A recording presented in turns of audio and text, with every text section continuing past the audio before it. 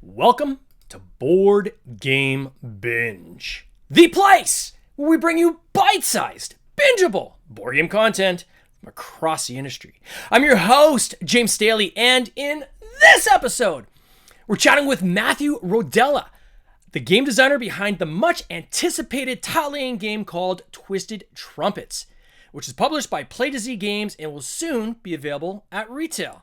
Matt, welcome to the binge. How you doing, my friend? Thanks for having me, man. I'm doing great. I'm super excited to dig into this with you. Oh, it's great. I think this is long overdue. You and I have kind of like this 6 degrees of separation. We got Kevin Levy, who introduced us. I just talked to Zev on the podcast a couple weeks ago, who's your publisher of this game. So I think this is probably long overdue. I've been hearing about Twisted Trumpets now for a few years. And so we'll get into Twisted Trumpets a little bit later on, but it's super cool to finally get to meet you and kind of learn about your journey. So, like, I was reading in your bio that like you started in 2020. That sounds like fairly recent. Yeah, it is. In the grand scheme of things, it is fairly recent as far as getting into designing and really into the hobby in earnest. I do feel like I'm a bit of a latecomer because I know there's kind of the explosion of popularity of the hobby in the early kind of 2010s and then growing in, through the pandemic, and kind of the pandemic is where I got introduced to really board gaming on my own. I'd always played games with my stepbrother, and kind of members of my family would bring over hobby games. They'd bring over the Wingspans and the Terraforming Mars and stuff. And so I would I would say, oh, okay, this is kind of cool. This is kind of fun. And then they take it home, and then that'd be the end of it.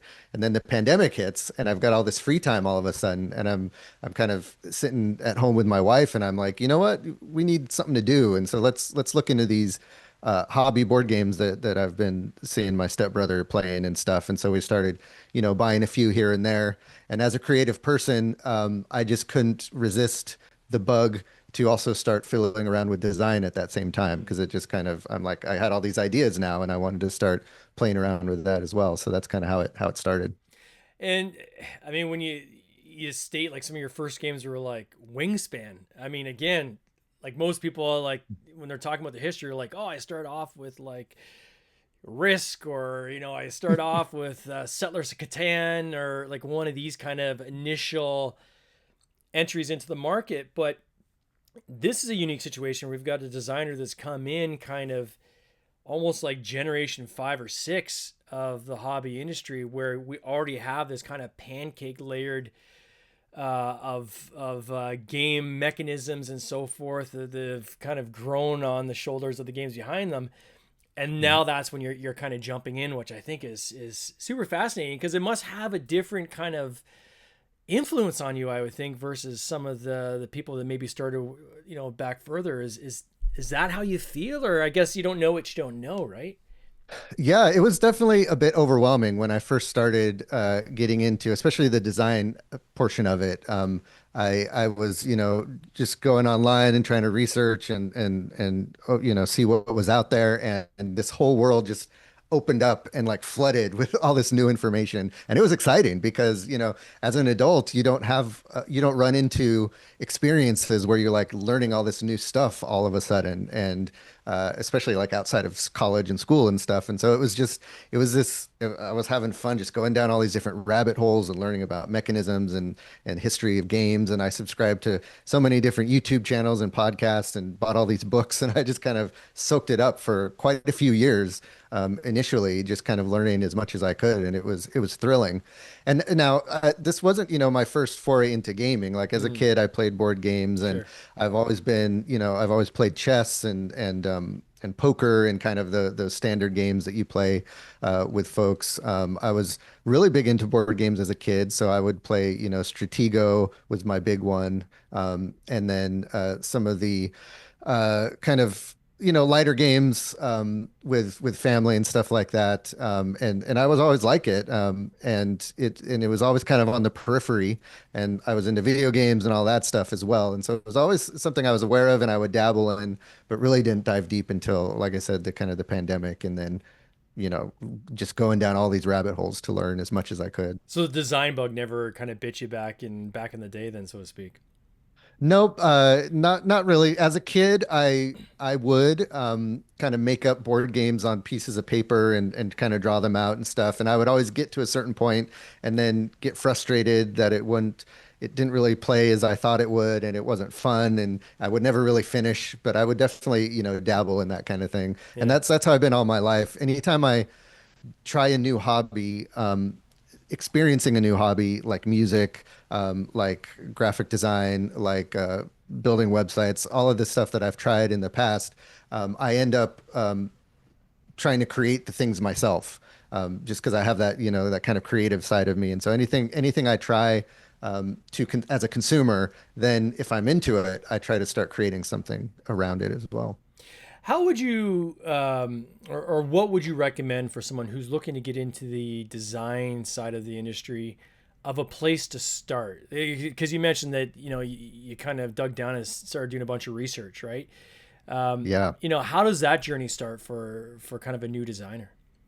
Yeah. I mean, the one of the first places I stumbled on was the Board Game Design Lab Mm, on Facebook, and that's a really great place because it's a huge community of people at lots of different levels and lots of different experiences.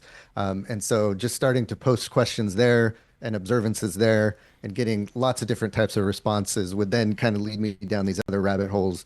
Another kind of early person I found was Jamie Stegmaier and his, YouTube channel and stuff like that, where he's just such a voracious content creator, and he's got such a catalog of not only videos but blog posts and stuff like mhm. that that you can go dig into. So those were kind of the first two places that I started, opening up my mind to what else is out there. And then they led me to some of these other places, books, podcasts, communities. And then really, I think the biggest place that I cut my teeth was just in playtesting communities. You find places like Break My Game, and virtual playtesting that have like Discord Yeah. servers that you can go into.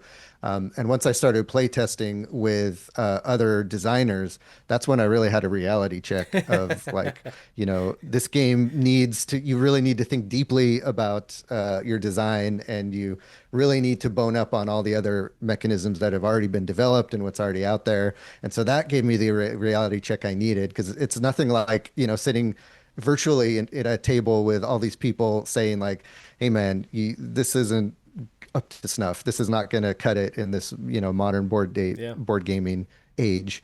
And to really have that pressure of like, okay, these people know what they're talking about, and I really need to get serious about this. When you have a game like yours, and we'll get into it in a little bit, where I would describe it as kind of like a gateway game, kind of weight, right? Yep. The challenge I know I've personally run into sometimes with playtesting with other game designers is the lighter games sometimes. I'm not sure if it's more of a critical eye that's taken, but it's almost this need where designers who have seen many of them, many different types of games and many different kinds of mechanisms, almost want to push it to be more complicated and more deep than you intended or where you want to go. Did Yep. you encounter that, and then how did you kind of gut check it, right? To say, well, wait a second, that's kind of not what I want to create. Yeah, that's so it's funny because my design story actually started with a more complex game. Mm, The first idea I had for a game was there weren't a lot of games out on the market, and I'm a musician. There weren't a lot of games out on the market about starting a band, and so I thought, hey, it'd be cool to create a board game about the experience of trying to put together a band, balancing the money and the recording the songs and going out and playing live gigs and stuff like that. And so I started developing a game like that, like a dice placement game around starting a band. mm, And that grew to be a medium, almost medium heavy game over time. And I just got to a point where I was like, this is just super overwhelming. It's taken a lot of time. I think I need to, for my first game, I think I need to do something a little lighter. Yeah. So that's when then I refocused on Twisted Trumpets and got the idea for that. And so I had kind of the experience of trying to design a heavier game. And so when I started working on Twisted Trumpets, I had the thought in my head that this needs to be kind of a light to medium light game. And I need to hold on to that. So even through the development process, and you're totally right. Designers love to try to convince you to add more to your Yeah. game to fix issues. Like if you have an issue with your game, add more stuff to work around that issue. And so, through the development of Twisted Trumpets, it got to a point where it started to get a little bit bloated, and Yeah. I kind of had to take a step back and look at it and say, okay, this is not aligning with what I wanted with the light or medium light game. So then I went through a pretty painful process of killing my darlings, as they say, and Yep. and cutting stuff out. And that took a while. And it's funny, I actually kind of the critical moment for that was when I was at Origins in the Unpub Yeah. playtesting area, and I had Martin Wallace sit down and Mm. playtest Twisted Trumpets, and he's known for creating some pretty complex games, Yeah. and he sat down to play it, and he's like, it seems like you want this to be a lighter game, but yet you have all this stuff going on that's getting in the way of it being kind of the experience I think you want it to be. And he said it in kind of a more harsher way. He's not one for mincing words. Yeah. And so that kind of gave me the wake up call, like, yeah, I need to. I've been, kind of hemming and hawing about doing this, but I just need to cut this stuff and be fine with it and then go forward. So after this was about 2 years ago that happened. Yeah. And after that, the game just started. After I cut out some of the stuff that he kind of pointed out, the game started to sing, and it was kind of off to the races after that. Yeah, it's interesting. I always refer back to the story where I was at. It might even been the same year you were there. I was in the Unpub room, and someone was demoing a game, and it was about birds, and a lot of it was about card drafting and adjacency of the cards, and it was very light. And there were some designers around the table, and one of the designers started going deep into the feedback on all the things the person needed to change on the game. And I could see that they were trying to turn it into something that they wanted to play, the kind of games that they played versus the game that it was. And I just kind of did this time out and said, just before he answers, who's your target on this? Right? Who's your target Right. market? And after the designer described, I'm looking for kind of afternoon, you're having a coffee, sipping a coffee, someone just something really light to put it on the table. I said, okay, ignore all the feedback that person just gave you because that's not going to take you in that direction. It's going to take you away from that direction. And then I turned back to that designer and said, now, based on the context of what he just gave you of the kind of game he's kind of trying to create, what feedback do you have for him? And they changed their feedback. They're like, oh, well, in that regards, I would actually do this, this, and Yes. this.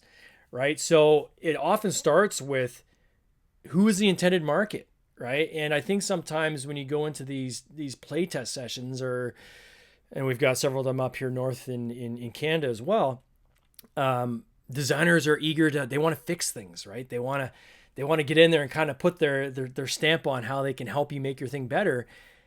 And rarely do they have the conversation up front as to who is the market, what's the playtime you're intending, who's the market, Yep. where the key mechanisms, what are you trying to get out of the feedback in terms of the session, like what do you want to hear from us, and without having that conversation up front, really, you're kind of just crap shooting your feedback, right? Like Yeah.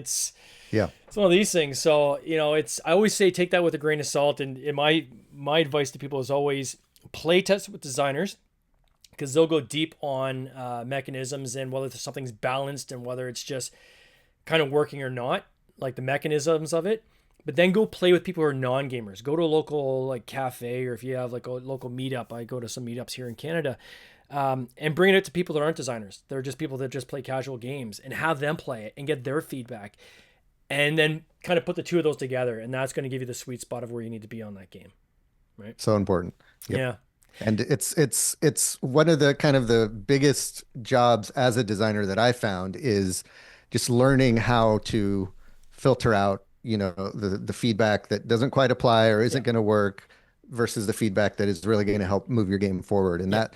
that's you know, an art and a science, and it takes time and it takes just experience. And it's something I'm still learning to do. And a thick skin. And I don't know if, you know, yeah, and a thick skin. Seriously, Totally. right? Like, Absolutely. so Yep. my train of thought is I always bring a pad of paper and I write everything down. Even if I know this is horrible advice, I still want the person to feel like, that they've contributed. So I'm like, that's an interesting idea. I'm gonna Absolutely. think about that. Let me make sure I understand what you're saying. Okay, let me jot that down. I'm gonna think on that.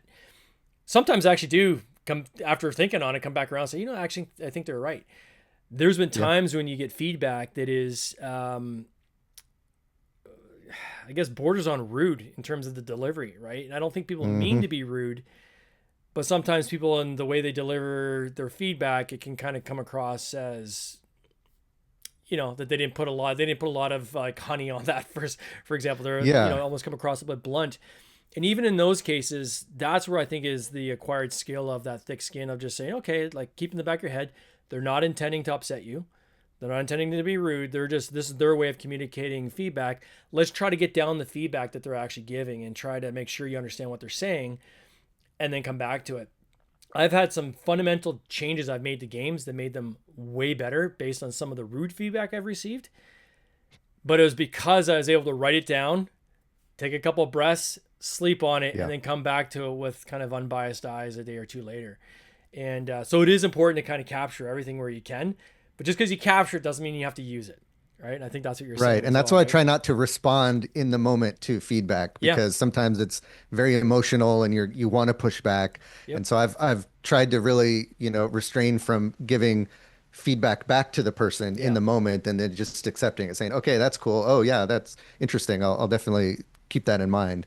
And then, like you said, sleep on it and let it kind of percolate. And then sometimes the things that you were most against in the moment, you're like, oh, wait a minute, that you Yeah. actually had a point there. Yeah. And you Yeah. want playtesters too, right? So if they feel like they're not Yeah. being heard, they're Yeah. not going to come back and play test the next game you have. So, you want to try to cultivate that group as much as possible. Totally. So with Twisted Trumpets, we're going to get into how you place in a second, but how did you meet Zev? Like, how did this come together with Play to Z? Yeah, that's an interesting story. So I had actually intended on self-publishing Twisted Trumpets, because I'm an entrepreneur. I run a business, and that's what I do for my full-time job. And so I'm kind of fascinated by the whole process of marketing a game and, going through the fulfillment process and going through Kickstarter and all that. And I wanted to try it out. And so I was researching all of that stuff as well, and working towards launching Twisted Trumpets on Kickstarter. I think you can even search Kickstarter, and there's It's a, still a there. I coming can see soon it. page for Yeah. Twisted Trumpets on there. Um, and so I was really, all set to do that. And then some things kind of changed in my life. And I got a lot busier with both my personal life and my professional life. And so I was starting to lose the time that I was going to need. And I was starting to realize how much time I was going to need to put in to the whole self-publishing journey. It's And brutal. it was around that same time when I was starting to realize this, that I took the game to TantrumCon. And I signed up for their pitch tank, kind of Shark Tank like event, where you pitch your game to a bunch of publishers, standing up there in front of an audience, and then they give you feedback. And so I took Twisted Trumpets to that. I think Kevin roped me into it at the last minute on a whim. So I just grabbed a sell sheet I had, that I was using because I had a demo table set up at TantrumCon. So I Mm. just grabbed a sheet from there that I was using to promote the game, took a copy that I was using to run demos, and brought it to the pitch tank and pitched it. And Zev ended up coming to my table afterwards and being interested in playing a full game. He played through a full game, and right there said, "Hey, I'd be interested in signing this." And I said, "Well, I'm thinking about self-publishing this, but." Someone like you showing interest in my game, Yeah. I might reconsider. And so we kind of went back and forth for a couple months. And I told him, I've already commissioned some art for this, and I have this vision for it. And if you let me kind of keep that, and as if I were going to self-publish it, but then you take it over as the publisher, I would be happy to do that. And he said, yeah, that's great. Because I think, he's getting Play to Z started. And so he's trying to publish a bunch of games to kind of get his name out there and get the ball rolling for his company. Yeah. And so the less work he had to do as far as, commissioning art and doing development and stuff like that, he was looking for a game that was pretty much done and ready to go. and Twisted Trumpets was almost there. So he's like, yeah, you finish up the artwork, we'll give you a commission to do that, and then we'll publish it from there. And so it was kind of the perfect situation. Zev was willing to work with me on that, and so it was super grateful, and that's how it ended up getting published. So you handed this over almost turnkey then to him, so it was ready to Yeah. go, and you just had to slap his logo on it. Yeah, yeah. He had some. He wanted to change some of the art, like the box cover. He wanted to make it a little more zany and Hmm. whimsical. So we went through a whole process with that because the original artist wasn't available to change the cover that I had. So we Mm. had to get another artist to try to kind of match the same tone of the original artist. So there was some time that we went through that, and then he wanted like each of the player boards to have a unique background that matched the character. Mm. That's not something we had, so we went through and did some new player board backgrounds. But other than that, really the art that is there now was the art that was there when Zev saw it. I mean, often I'll talk to designers who have games that they're pitching to publishers, and the general rule of thumb is usually be prepared to, like, if the publisher wants to make changes. I mean, once you sign over, they can do what they want, right? They can Yep. make a twisted sticks if they want, right? Um, so in this case, though, you were pretty adamant about making sure you stuck to the Twisted Trumpets theme. I guess obviously because of your musical background. Yeah. Were you in a position where you would have walked from a deal if it wasn't Twisted Trumpets, if they wanted to make it twisted something else?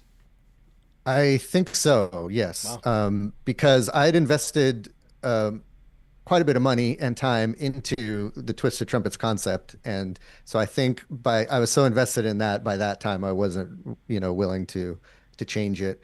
Also, my plan at that time was to launch a publishing company that was based on creating games around music themes. Mm. So that's another reason why I wanted to hold on to it because I still wanted to, have the option to create that company and then say, hey, we have this game that we designed and published through Play to Z, but we have this catalog of other music games. So I wanted to kind of keep that possibility as well. So I probably would have walked if he wanted to change the theme. And it's funny because I think this story just goes to show you that there are so many different ways to get a game published, right? Yeah. And there are publishers that are going to take your game and just want to, totally retheme it and do whatever they want. But there are publishers that are looking for those kind of turnkey games Yeah. that are ready to go. The game just has to, really be good and it has to fit, what they're looking for in their line. But I don't think it's the end all. It's a game changer or it's the end of the road if you've developed a game. I've see this a lot with designers who do their own art for the game. If they're a decent artist and they've done their own art for their game, that you can present this kind of turnkey game to a publisher and you can find success with that as well. For those who don't know Twisted Trumpets, can you kind of describe how to play this game? Like, Yeah. give the kind of the essence of this, and then we'll definitely point them to where they can find it. I can get it online right now, but I know it's going to be hitting retail very soon as well. But let's start off with that. Like, how do you play Twisted Trumpets? Yeah, so it's a very quick playing tile laying game where you are laying tiles out to build the pipes of a very twisted Dr. Seuss like contraption of a trumpet. And as you're laying tiles, you're creating different pipe paths that are going to score points based on the length of those pipes. And the key kind of mechanism is that you need to cap off each of these pipes with the bell, which is like the flared end of a trumpet, Mm. to make it an actual working horn. And so you're trying to kind of plan ahead to be able to cap off all these pipes that you've created with a bell so that you can score them at the end of the game. And then there are kind of lots of different ways to score. So I'm a fan of kind of point salady type of games. Yeah. I love a game where I can, kind of as the game progresses, I can choose among different paths of scoring which way I want to go, depending on how the game progresses. So in this game, there are things you're collecting on your trumpet pipes, like flags of different colors that you're doing set collection with. You have birds that want to be surrounded by notes on your trumpet pipes that get points for kind of a spatial puzzle there. And then you have private goals and public objectives that you're racing to complete. So you're trying to build your trumpet in a certain configuration quicker than everyone else at the table to score those public objectives. And then you're just kind of doing that throughout the game until someone completes their player board grid, and then you score from there. So it's a great kind of fun game that you could play with family, but it's got enough depth and kind of strategic depth there that you can really sink your teeth into it if you're a gamer, which is a result of playtesting with a bunch of designers, of course. And if people want to buy it now, they can go to Play2Z Games. So play and then TO and then games.com. Yep. It's on there. And then do you have insight as to when this is hitting retail? So it just became available on Amazon. Okay. So that tells me that it's Well, even hitting better. distributors now. Yeah. And so it should start trickling into like local game stores over the next couple weeks. And how's that feeling to see it like show up on like a retail site like that? It's very cool, and it's kind of surreal, but it's also a bit of a relief because we've been going through this whole journey, and there were definitely lots of speed bumps and kind of curves and stuff along the way where I felt like maybe this is never going to see the light of day, and Yeah. so to finally get it out there, and then to be like, okay, I'm done with all the stuff I need to do. No more development, no more rule book writing, no more just thinking about anything. I could just let it be and then see how it's received. It's a relief. It's kind of scary because I'm not sure if people are going to like it. Yeah. And then it's crazy. I don't know how else to describe it. And then this whole music theme, you've continued on with this music theme. Like, have you worked on this with like other games that you've been kind of pitching, or, and again, are you going back to do the self-publishing route, or are you going to stick now with finding publishers? Yeah, I think for now, I'm going to just stick to design and Mm, pitching games, especially just because I just don't have the time to yeah. run a publishing company right now or launch a publishing company. That is still kind of maybe a future plan. So I just want to cut my teeth a little bit more with design, get a little more experience, because working with Zev and Play to Z, I've kind of seen behind the curtain of all that's involved in the publishing process, and I'm like, man, there's still so much I need to learn Yeah. and understand. So I'm just going to kind of have fun designing games for now. And so I have a few games that I'm designing that some of them have a music theme and some of them don't. So I really Hmm. just kind of caught the design bug, and so I'm working on a co-design with a buddy of mine that's a space themed game where you're aliens that are trying to influence civilizations on Earth. And then I have another game that's about drumming. So, kind of one of the design challenges I gave myself was how do I translate rhythm and drumming into a Euro type game experience, and that's something that I'm working through right now. That's a cool So those concept. are kind of the two games that are furthest along and not quite pitch ready yet, but maybe in 6 more months or so I'll be ready to start showing those around. I find that's the biggest brain burner in design. I've got one I'm working on right now where the concept, like I've got nothing written down on paper, is all in my head, but I'm just trying to get my head around what is the mechanism to achieve what Yeah. I'm trying, this kind of thematic thing I'm trying to do. And it's I'm burning a lot of brain cells on it. It is tough. I know that once I Yeah. get kind of the first iteration out, then I can kind of iterate from there, but It's all, man, but is it yeah, tough. sometimes it takes a while. Like the drum game, I literally was thinking about it for 6 months Yeah. before just on a plane ride.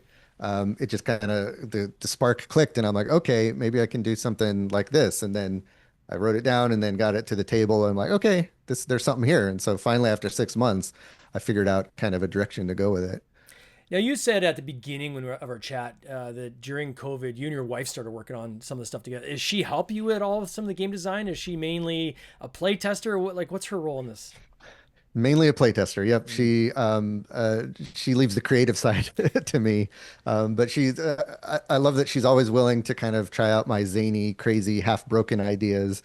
And she'll give feedback from and she's not super into the hobby either.